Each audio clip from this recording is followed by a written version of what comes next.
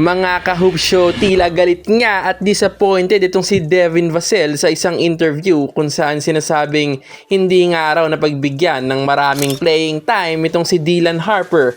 Makikitang disappointed itong si Devin Vassell dahil napakabisa daw ni Dylan Harper sa court nitong NBA Finals na kakatapos lamang kung saan ang nagwagi ay ang New York Knicks. Pakinggan natin ang sasabihin dito ni Devin Vassell. Dylan, I think we all knew he was talented. I don't know anybody, if anybody knew he was this talented, probably besides himself. You know, he was set with playing time and different roles that he was in, but when we needed him most, he stepped up, and we have a star in the making. And I know that he's going to put so much work into the off seasons. It's not just offensively, but defensively. He's made a lot of plays. He's grown so much, and what is he, 20, 21 years old? I mean, the sky's the limit for him.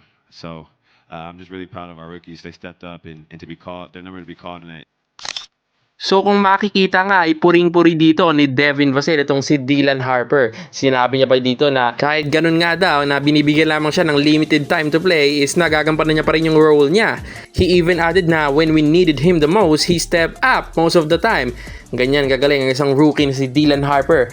Sabi pa nga ni Devin Vassell na nakikita niya daw ang future dito sa batang ito.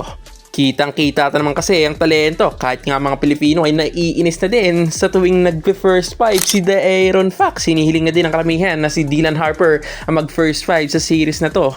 Ngunit bigo pa rin ang mga fans sa ginawang plano ni Mitch Johnson na gawing first five pa rin si De'Aaron Fox. Kahit nga sa Amerika ay binabash na rin itong si De'Aaron Fox na sinasabing si Dylan Harper na lang daw ang maging main five sa laro nitong finals. Kayo mga idol, anong masasabi nyo? Kasi kung ako ang tatanungin, dapat talaga bigyan din ng mas mahabang playing time itong si Dylan Harper. Questionable din kasi yung mga pag-coaching talaga ni Coach Mitch Johnson.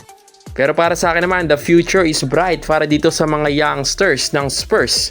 Sana makabalik uli sila sa susunod na taon sa NBA Finals.